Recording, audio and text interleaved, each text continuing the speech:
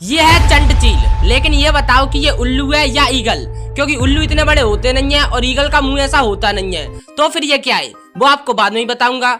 ये पक्षी शिकारी पक्षियों की एक प्रजाति है जो अमेरिका के जंगलों में पाए जाते हैं। ये पक्षी अमेरिका के सबसे बड़े और सबसे पावरफुल हंटर पक्षी हैं, जो दुनिया के सबसे पावरफुल हंटर पक्षियों में से एक हैं। ये पक्षी इतने बड़े होते हैं जिन्हें देखकर आपको पता ही नहीं चलेगा कि ये पक्षी असली हैं या किसी ने ड्रेस पहनी है, क्योंकि इनके पंख 7 फीट तक फैले होते हैं और वजन वो तो 20 पाउंड तक होता है।